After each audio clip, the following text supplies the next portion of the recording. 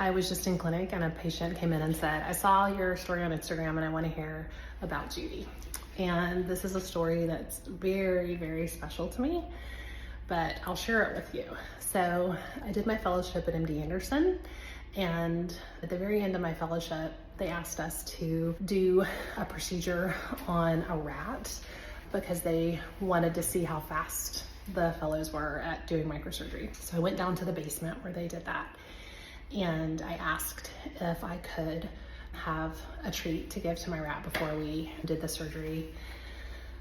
And there was a gentleman there who saw me and saw that it was difficult for me to do that. And he said, I'd like for you to meet my dog.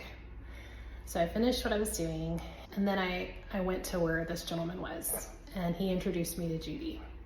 So Judy was a dog at MD Anderson that they had done research on for over a year. So she was in the breast cancer research program.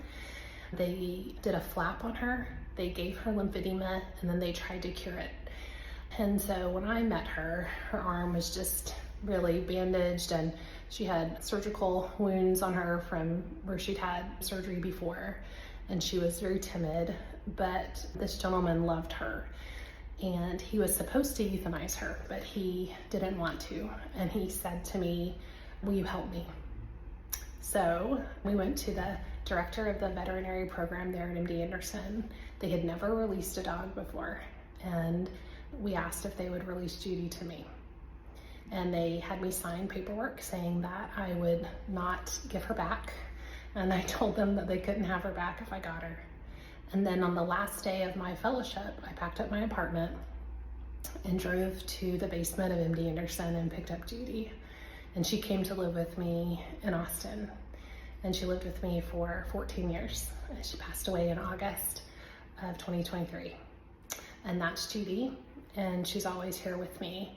I think she taught me that I needed to be ready to do what the universe put in front of me.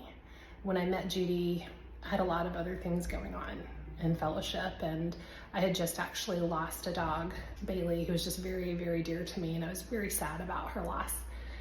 But then Judy appeared and needed me to step up, and she gave me, over those many years, far more than she ever asked from me. And yeah, I've always been really close to animals, and I feel like Judy is still with me, but she's also here in Redbud when you guys come. So that's Judy.